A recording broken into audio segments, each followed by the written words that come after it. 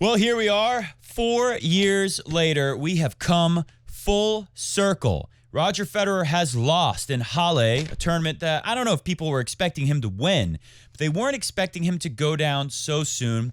Forget the fact that Felix, yes, he's had a mostly bad year. He's had, momentum is built up for him, but then it always deflates. He had a good run at Stuttgart, lost in the final against Marin Cilic, so he got an early start on the grass court season after losing first round at the French Open. And now he beats Roger Federer. It's not the worst loss. The guy played amazing. Just take a look at this. When Roger Federer goes down a break in the third set, and he spoke in his press conference about how it was he was feeling very negative at that moment. Very angry with himself. Very negative. This is stuff we don't normally hear Roger say in a press conference. This is what Felix did in the very next game. Boom. Boom. During the points. Boom for the 40 love. Knock it down one more. One more ace for good measure. So how are you going to build any momentum off of that? How are you going to find the rhythm? How are you going to lift yourself up mentally when, you just had a very deflating break of serve to start an all-important deciding third set, and then Felix Auger drops 4 aces on you? It was a great match for Felix. Normally when he is in a tight moment, he usually will start to fall apart, but Roger kind of just gave it to him in the third set, and people are freaking out. And like I said, we've come full circle because this is why I started this channel. This is why I started Coffee Break Tennis. I did the first show on the Crunch Time Coaching channel. 4 years ago now, Stuttgart, 2017 before Wimbledon, Roger loses to Tommy Haas. It's early, and it's kind of the same stuff you're hearing now, which should make us, give it less credit today, because how wrong was everyone who said Roger's all washed up and done in 2017 right before he won another Wimbledon, a record-setting 8th Wimbledon. But it is different. I can't lie to you. It's different today because in 2017, when I made the video, I could say with full confidence, Roger's going to go and win Wimbledon. Just you watch. He's going to win Halle too. And it all came true. And even if it hadn't, I knew that Roger was going to have a respectable result. He was going to be close to winning Wimbledon at the very least. And I was pretty confident that he was going to win it. And of course he did. It's different today because I don't have that same confidence. I'm very confident that Roger is going to play better than he did today, that he's going to bring it together. But it was a weird match, weird statistics. He didn't win more points in total like he usually does in the weird losses. But the stats, it's kind of tricky to read the stats because they mostly look good. Roger hit more winners than unforced errors. We'll go through these stats on today's show, and we'll go through the very weird press conference, which you may or may not know started about 2 hours late. Normally, Roger makes his way to press after a loss right away. This time, he took a 2.5-hour break after the match, and a lot of speculation on Twitter, a lot of breathless exasperation, a lot of some diehard Fed fans who are in a full panic on Twitter, wondering what's going on. Is it a secret injury? Is Roger, getting assessed for an injury right now in the locker room? That's why he's late. I don't know. No one really knows for sure, because if Roger did have some kind of small injury, I think he was moving well enough in the third set to say he's not injured, but maybe he felt something. You could have felt a sharp pain in the knee and still been able to move, because Roger did look a little timid. He definitely he didn't go for his shots the same way in the third set, but I think it's probably more a mental thing at this point. Anyways, we're going to dive into the strange press conference where Roger said some stuff that we've never really heard him say before. It is a weird time, but here at Coffee Break Tennis, we're here to get you through it. I will read to you 2 comments before we hit the music and really start the show. One, there's so much hatred out there. A lot of people are saying things on Twitter like Roger Federer is the disgrace. He's embarrassing himself, and he's embarrassing Federer fans. Well, I don't think those are real Federer fans if they're saying that. Sound more like Twitter trolls. But here's someone who I think is a Fed fan who comments here at Coffee Break Tennis. He's a tour de force. He said, "This is bad, Matt." Roger's loss he's talking about. "For the first time ever, Raj looks like he's consistently not enjoying himself match after match. You can love tennis. I love tennis. When your game abandons you, there's no way to enjoy it. It looks unenjoyable." Roger was serving pretty well in the first set. Serve completely abandoned him. His whole game pretty much left him after somewhere in the second set, about halfway into the second set, when the B, you might have seen the highlight of Roger swatting a B away from him. Around that time, Roger really kind of lost control of everything in his game. And, it's like a domino effect. And we'll talk about that in the show. Continue reading this here. "For the first time, Roger looks like he's not enjoying himself. Since Wimbledon 2 years ago, I haven't seen a single sign of him playing well enough to win any tournament, let alone a slam. I have a bad feeling this is the beginning of the end. He isn't enjoying it, and neither are we. It's horrible to watch. Well, you got a really high standard, Tour de Force. If every time you see Roger Federer play, you expect his very best or something close to it, it's kind of unrealistic, even though the guy's mostly been delivering exactly that, for 20 years now. So credit to Roger Federer on that one. I, for one, would say there was a lot of enjoyable tennis. You saw some of the magic that only Roger Federer can produce in that match, and that's why I believe, even if it has to be next year, maybe it's too early in the comeback, I still think Roger Federer has one last great run. It might end in a semifinal. It might be only to a quarterfinal, but he's going to dazzle people with the kind of things that only he can do, and no better place for that to happen, Wimbledon. I think this is a better way to put it. This is Michael Walker. He is not a super Fed fan. You know, of course he respects Fed, but he's more of a tennis fan. You know, his favorite players, they're long retired. He's a little bit older than me, and he's watched tennis a lot longer than me. And I always am interested to see what Michael Walker says on Twitter. This is what he said describing what he saw from Federer yesterday. His play is reminding me of Sampras in 2002 before Wimbledon, when he hadn't won a tournament in 24 months. Sampras, 31 years old, fully fit, but he couldn't fake confidence. Right now, what we're seeing, folks, I don't think it's necessarily a physical thing. Maybe the team is hiding something that Federer felt, but I think this is a crisis of confidence that we're seeing now with Roger Federer. The comeback, you know, you feel like you got all this time to get ready in the comeback before Wimbledon. Well, now here we are. We're very close to Wimbledon. Roger Federer is not ready. This is a guy who doesn't believe in his shots right now, and it's definitely it's a hard thing for Federer fans to watch.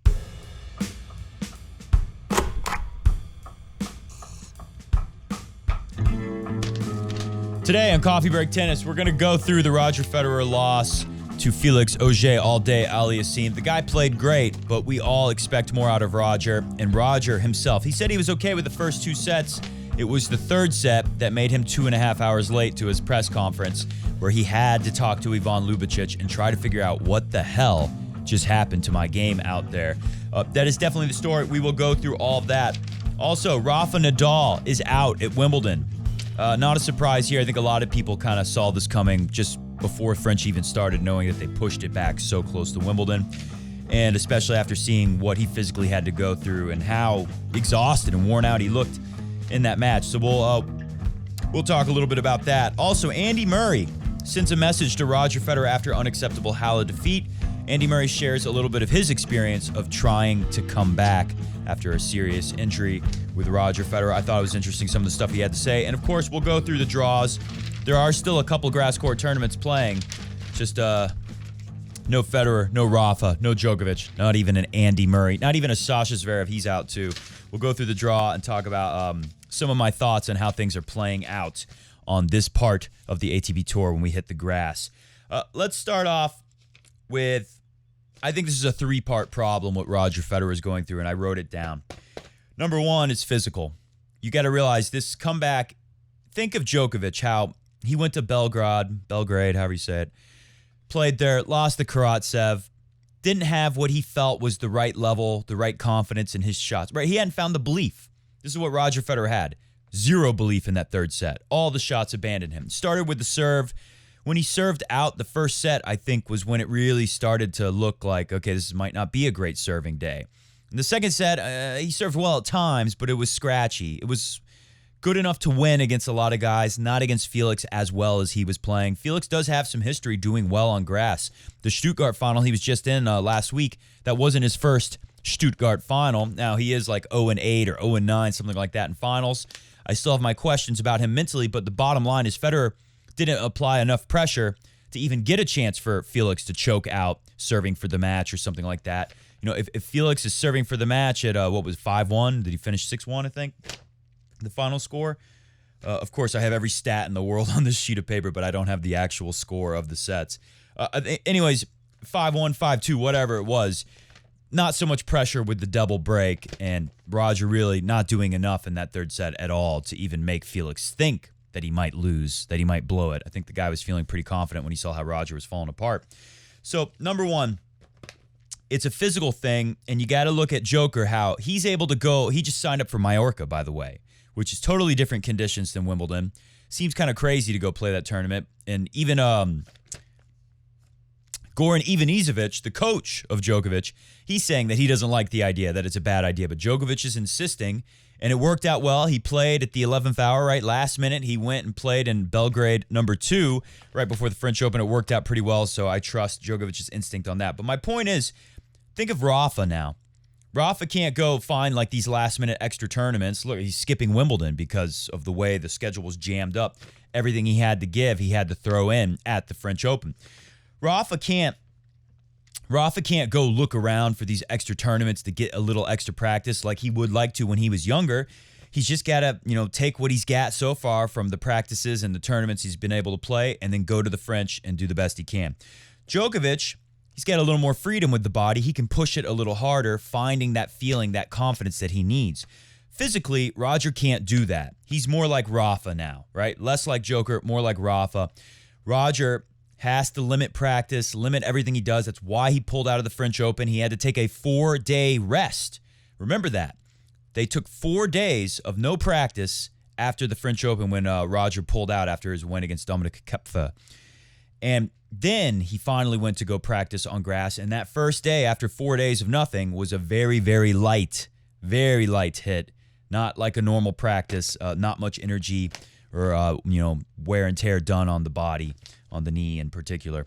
So physically, Roger's having to get ready for Wimbledon a little different, right? He's having to do everything very different. He can't just go out and practice. They have to be very careful with the body. That's a different kind of way for Roger to approach all this, and it's a challenge. It's definitely a challenge.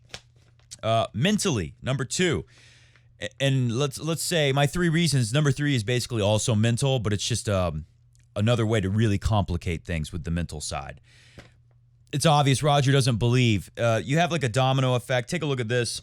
These are the speeds of the serve, first serve averages on third set. Slowest, fastest, and the average. So Felix Auger was averaging 194 kilometers an hour. It's about 118 miles per hour. 213, it's about 130 is his average. And then his fastest, about 134, 220 kilometers, about 134 miles per hour, 135, something like that. Look at Roger in contrast. His slowest was 127, 76 miles per hour. That's very slow for a first serve, especially from Roger on grass. His average, 107 miles per hour, 178 km. And the fastest was 1 kilometer an hour faster than Felix's slowest. Felix was bringing a lot more heat. And more importantly in that, the problem, and we'll look at the stats in a second, and you can really see this. The problem is that Roger was hitting in the slot. They call it in the slot. Here is a serve box. Let's say this is the let's say this is a deuce court because Roger uses that slice. You're the returner. I'm the server. I get to be Roger in this one. Here's the ad box. Here's the deuce box, right? So the the deuce court right here, ad court there. So deuce court, I hit a serve. Remember, here's the square. My Roger Federer serve will catch this line a little short in the box, go over here. Felix now has a very difficult shot. Maybe if he just plays it amazing, he can hit around the net post or something like that. Unlikely. The odds are Roger's going to win that like 80% of the time, something like that. Well, when you hit in the slot, you hit that slice serve. Instead of catching this line and going out there, it's now here. And Felix just pivots, takes his racket back, and just freaking cranks through the forehand, crushes it. We saw that constantly. I have never seen Roger Federer miss his spots so badly and so frequently as he did throughout the match. Like I said, I think it started towards the end of the first set. He had to gut that out, right? That first set, like when he got the break, like Roger said, pretty good first set actually from him. He's playing a really high level. The forehand that he hit, forehand passing shot, or I don't know if it was a pass. I think the backhand was a pass to break Felix at 4-4. And then the forehand he hit to set up the break point. Very gutsy, vintage Roger Federer, Wimbledon-looking type stuff. Then when he served for it, he had to rely on he hit a back, he was in trouble. And Felix came to the net. The volley wasn't quite good enough for Felix. And Roger hit a backhand out of the air, just ripped it for a pass. I think that was a set point. But he needed some magic like that to win that game because the serve was already starting to fall apart. Second set, further deterioration. Third set, nothing like the Roger Federer serve. It didn't look anything like the serve. That's why he was down 3-0, 2 breaks against his own serve right away. So, like I say here, mental belief is lacking. The speeds came down. Some people think Roger's hurt. That's why the serve speeds came down. Forehand came down. Every shot by that third set, numbers were dropping. I think it could have been something physical where he was worried about the knee for a little. It's always possible. He's not going to admit that in press if that's the case. He doesn't want people to know that he's hurting. Doesn't want the opponents to think next time he's playing. If he's in the 5th set at Wimbledon in the quarterfinals against Marin Cilic or something like that, he doesn't want the guy thinking in the back of his head that, oh yeah, Roger's knee has been bothering him. If I can just hang in here a little longer, maybe Fed will fall apart, right? You don't want little advantages like that mentally for your opponents. I think the speeds are most possibly coming down because of the lack of belief. We've heard Federer say in the past that when he's not able to hit his forehand the way he wants, he'll just swing slower. He'll try to time it better. He'll try to swing early and take it way out in front, but he'll swing a little slower. It's a good tip for you if you're a tennis player, amateur tennis player at home. If you want to get your timing better, slow the swing down. That doesn't mean be late. It means still swing very early to keep the ball in front, but slow it down so it's a more manageable shot. So I think Roger was just trying to find the shots again, and that's why things were slowing down. And then finally, expectations. Roger himself, people like me, the whole tennis world, there's this massive expectation on Roger now in this comeback. Because one, when he came back in 2017, expectations were very low. He set the bar extremely high by winning the Australian Open and then going on to win Wimbledon and then winning another. He won 3 majors in 1 year basically because he won the next year Australian Open. So from that first Australian to his 18th major to the 19th major at Wimbledon to the 20th major at the next year's Australian Open 2018. In 1 year from 2017 to 2018, Roger put up 3 majors. That was his comeback. The expectations now are very high because a lot of people think he's going to produce some kind of magic. Again, I think he himself felt like he had a good shot at Wimbledon. And now as he's getting closer, he's at Halle. He's losing confidence in his shots in the middle of a match. Remember, a tennis match is like being in a pressure cooker. It's constantly building. Every time you miss a shot, you risk losing belief. That's why it's so important to have the serve that Roger has. On grass, when you miss your spot, when you don't hit the forehand well enough, it's such an attackable surface that when you leave something there, you leave something hanging, you don't hit the ball deep enough, the serve, like I was saying, goes into the slot. It's so much harder to defend on grass when your opponent just unloads on your bad shot. So when Roger's serve disappears, all of a sudden, it's difficult to go for the forehand. All of a sudden, it's difficult to really go after your volley. Because think about it, in the past, Federer knows okay, I'm up 30-15 in this service game. All important, super pressure moment. The other guy's feeling more pressure than Roger. That's his advantage on the court. That's why he's Roger Federer. Let's say he's playing Mikhail Yuzny, right? Mikhail Yuzny is not going to have the belief. We're going back some years because he's been retired for a while now. Mikhail Yuzny is not going to have that same belief as Roger Federer when Federer knows, okay, I'm up 30-15. I just hit a decent second serve in. I got a forehand that I can really attack. I'm just going to absolutely go for the winner right here. And if I miss, I don't care because my serve is so good at 30 all, I'll probably hit an ace or a serve that's going to set me up for an even easier forehand than what I'm looking at right now. Let's go for it. Obviously, he doesn't have time to think all of those things, but that's basically what's going through the head. The confidence is there because if I miss this forehand, I know I'm not going to miss very many of them. I know I'm going to make most of them.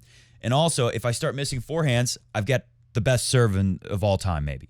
When all of a sudden that's gone in this middle of this match and Felix is serving like we already showed you, serving like he is, now it's not so easy to hit that forehand. Let's take a look at this clip. I'm going to talk over it so I don't get dinged by the ATP because this is fair use. This is the second break that Roger goes down.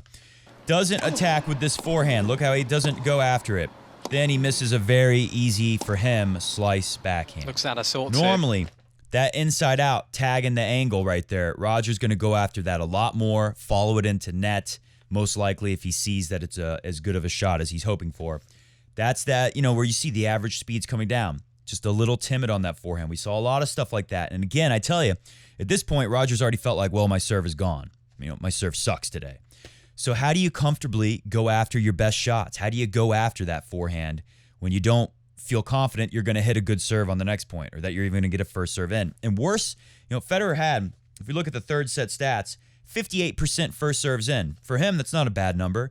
His target is usually about 60, 61. So he's close to his target.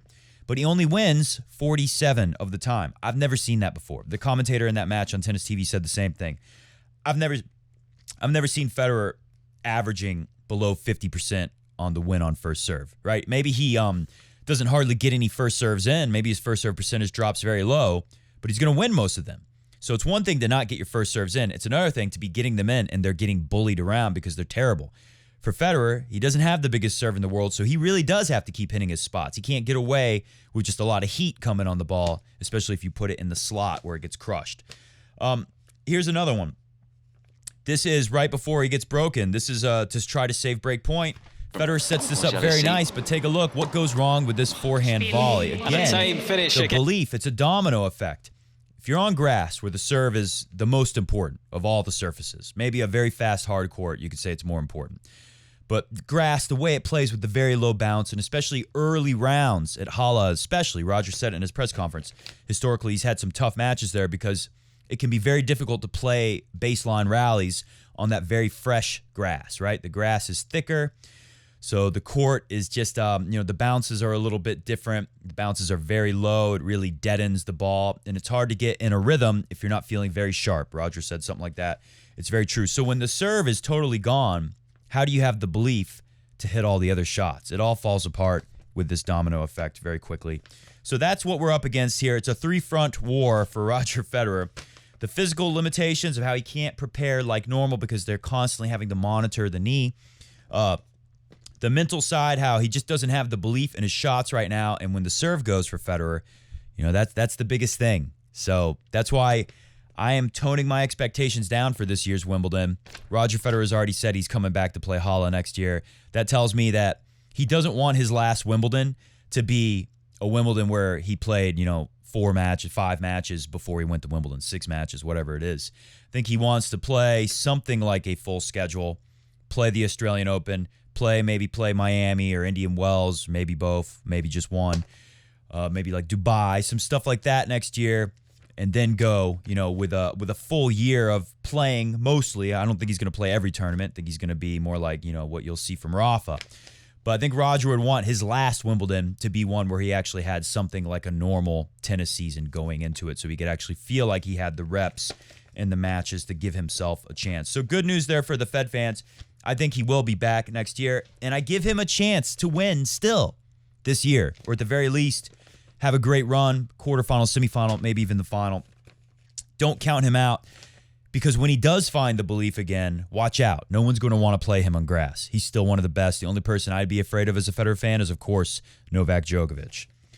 All right, that's enough with highlights. Let's just let's listen to what Roger said about the match. Question, it's rare that you don't do German or Swiss German. He said he would only do English, so he wanted to shorten the press conference. He didn't want as many questions to deal with. Do we have to worry as an injury? Usually you show up much earlier than you do. Yeah, I do. But today I felt like I needed time. I needed time to digest the third set. I was unhappy about how it ended, similar to Geneva in some ways, where I felt like I played actually good in spells, but it was up and down. Yeah, I'd rather keep it simple and short in the press today. I'd rather take my time coming into the press and not just doing it sweaty, heated, not sure what I'm going to say, and just, say wrong things to you guys. So that's the reasons. And it had good moments and bad moments in that match. So it's a bit up and down, but that's, I guess, part of the comeback. Kind of weird. I don't want to say the wrong things to you guys. I don't want to make, he says also something like, I don't want to make a silly decision. I don't know what he meant by that. Like he's not going to play Wimbledon because he's so upset, or he's going to go to Mallorca like Djokovic just to get a little extra practice before. I don't know what exactly that meant either, but I thought that was interesting that he would say that. And I find it even more interesting that he compared it to the match in Geneva. That's where he lost his first match on clay right before. He just won and done in Geneva, Switzerland, right before the French Open. He lost to Pablo Andujar. Now, you'll remember, you might be thinking like myself at first when you hear this, like, well, how is it similar? You really got destroyed in this third set by Felix. Nothing was really working. I mean, I take that back. There were ups and downs, even though he wasn't able to win games. He was able to start getting a little rhythm on the return at times in that third set. Like, I see why Roger would have thought that maybe, some stuff started to work and then went away. But I think what he means is, the main point is that you'll remember he had a chance to beat Pablo Andujar. He was up with the break, and all of a sudden he finds himself serving 4-5, I think it was. And when you're saving break points, you're saving match points, and Roger's game kind of abandoned him. I think that's what he means, is how he felt like he had it in the third set for any amount of time, and then it's just totally gone, just totally abandons him, just like in Geneva. Anyways, then, of course, he was asked basically a few versions of this question. We'll play one of them. Explain what happened in the third set, Roger. Oh, the third set. Yeah, I mean, I thought the first set was really good, actually. The second set was okay. And then I guess when I got down a break, I guess I got disappointed in myself that, I was allowing the points to be played the way they were being played. And obviously, like you said, he was serving well in spells. I think I was able to actually returning better. Again, also through a period of time. But then at the end, things went very quickly. But it had a lot to do, I believe, with where I was at. I just think the consistency of point for point has not been easy for me since in the comeback, and I knew that that's what it's going to take. To me, that's the big key of this presser and the match. He says the first, like what I was saying, the first set was pretty good, actually, pretty high standard of play from anyone. That's why if you say like, oh, it's unenjoyable to watch Roger Federer now, well, we did get to see a lot of the great stuff that he's so good at doing in that first set. Second was okay, yeah. Second set, did a little bit of it, more problems there, saved a lot of break points and some spectacular shots. How is that not entertaining? Got down a break. I was disappointed in myself that I was allowing the points to be played the way they were being played. That's the first serve. If Roger misses his spot, it's a very different point than what he's used to playing. He'll miss spots occasionally, but I mean, he was missing like all of them. Every serve was not hitting the spot, it seemed like, especially in that third set. And then, of course, he mentioned that Halle can be tough. I've always struggled here in the early rounds sometimes because the baseline rallies can be so difficult. Yeah, it's just because the grass is so lush and thick in the beginning. Gets worn down from everyone running around on it. And then it plays more like a really sweet hard court for Roger. You know what I mean? When you wear the grass down, it's faster than it was when it was super lush, but it's still low bouncing and you have firmer footing. And there's just a little more rhythm to the rallies, but still, it's grass, so you can still work that Federer slice, which was also gone. Federer's slice, not looking very good for most of the match. I mean, really, like, everything abandoned him, so you can understand why he wanted to regroup mentally after that match, assuming he wasn't hiding some kind of injury worries. All right, third set. Your body seemed sad. Your body language seemed sad or depressed.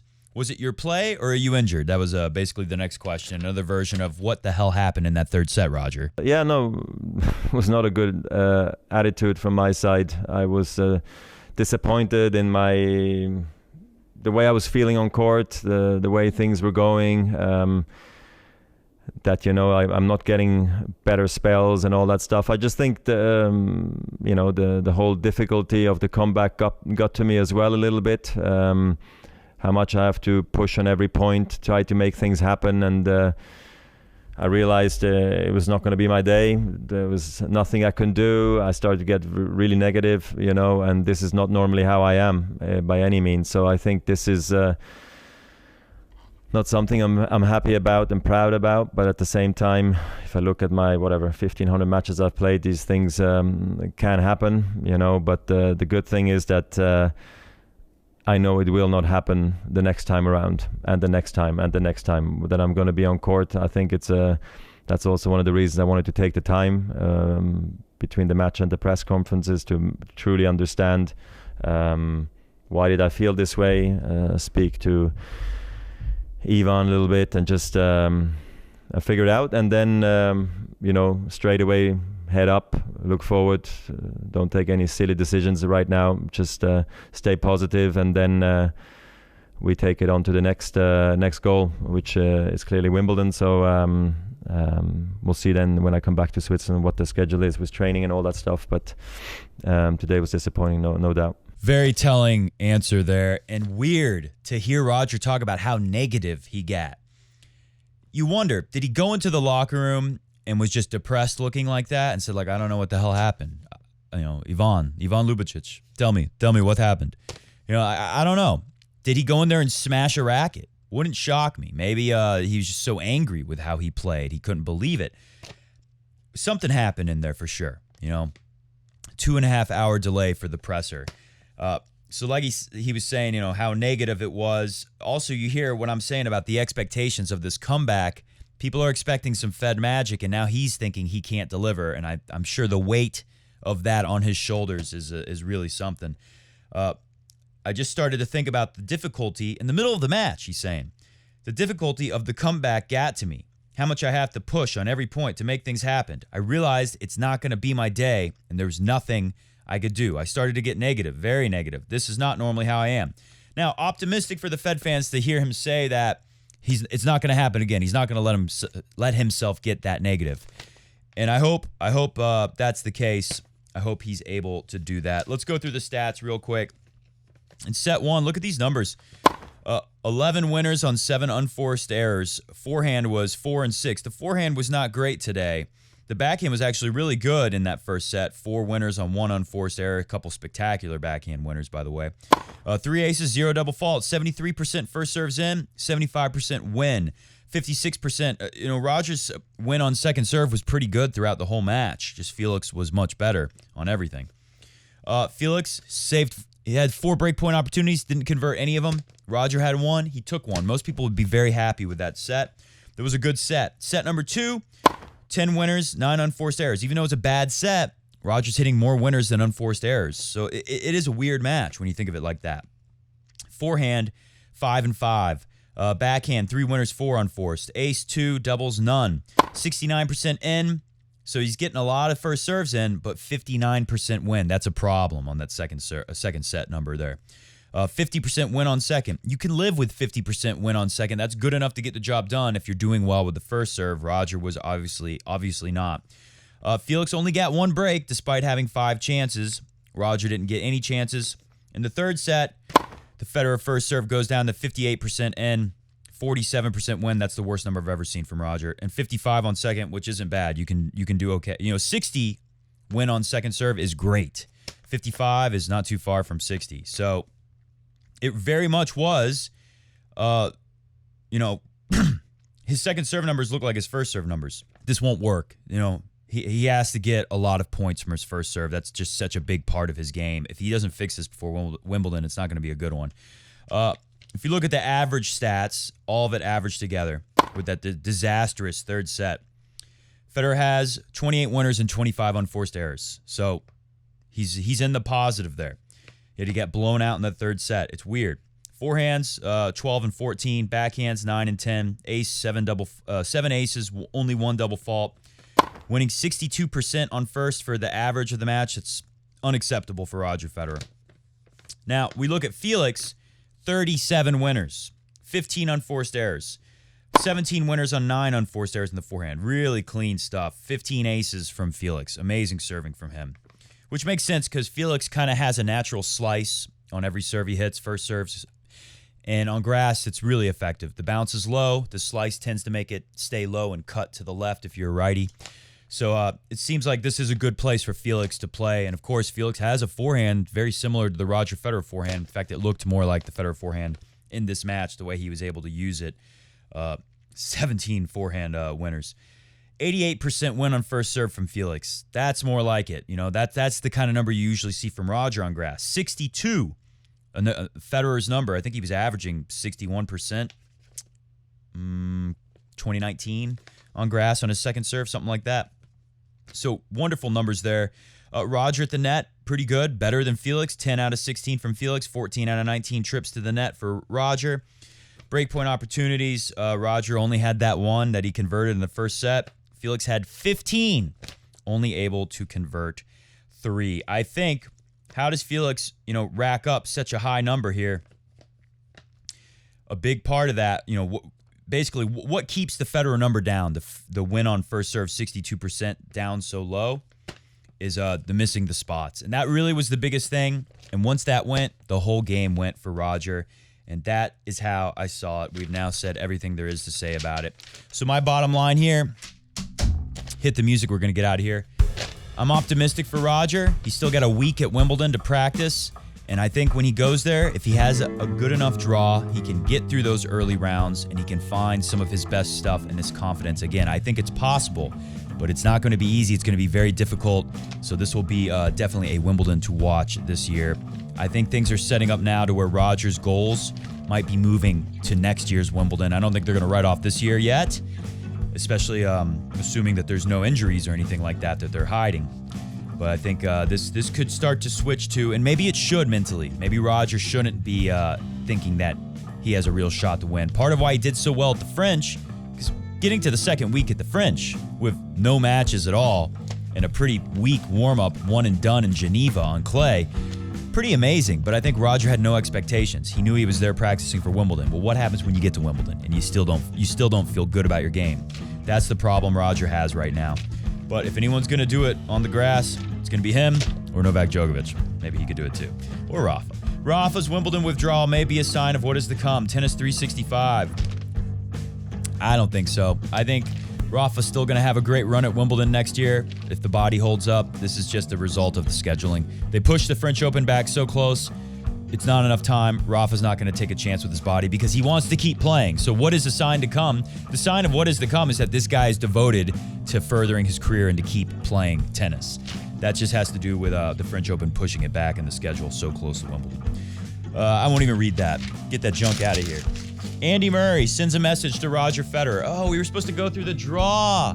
We'll do another video and wrap up what happened to Halle. Was happy to see what's his name? The guy that I like so much, I can't even think of his name. Oh, Humbert.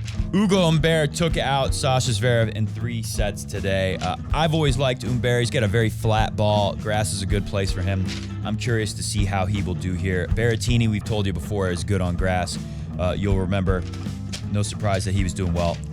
Andy Murray sends message to Roger Federer after unacceptable Halle defeat. I don't know exactly what Roger's situation is, says Andy Murray. But I know from my own experience that it's not easy coming back and playing after such a long period out. When you're used to playing at a high level pretty much every time you step on the court for him, it's been 20 years at the top of the game. To come out and not be playing that way and probably seeing the shots you want to hit and just not being able to execute them, like that one forehand I showed you. Inside out forehand, just a little timid, doesn't do any damage. Felix gets it back, no problem. Roger steps in and takes it early enough. It was a real chance to go on offense. Didn't execute it the way that he wanted to. And plenty of others examples that I didn't show you where Roger plays a good point. I'll show you one while I'm talking right now. Take a look at this one. Roger's playing a great point, sets up a beautiful forehand winner, and then misses it. These things, they add up, and when you can't rely on your serve, it's pretty tough mentally. For him to come out and not be playing the way that way and probably seeing shots you want to play and not execute them, playing some of these guys that Felix is another guy, has a huge serve and goes for his shots, it's very difficult. You're kind of wanting to get into a bit of a rhythm, and it's just not happening, so it can be very hard. It's extremely frustrating. I understand why it would be frustrating for Federer, but here's the silver lining. I'm sure he will work it out. It's different playing at slams. It's not the same as competing at the other tournaments. Certainly, I don't think for the other players, stepping on a court with somebody like him at Wimbledon, it will be different. I think Roger will figure things out. I think he will too, Andy. I just don't know if it's going to be enough to meet the expectations of people like myself, Federer fans around the world, who think that Roger is going to win this year's Wimbledon. But it's always possible. That's why we must watch the matches. We'll be back sometime either late this weekend or sometime early next week to wrap up what happened in Queen's Club and Halle. See ya!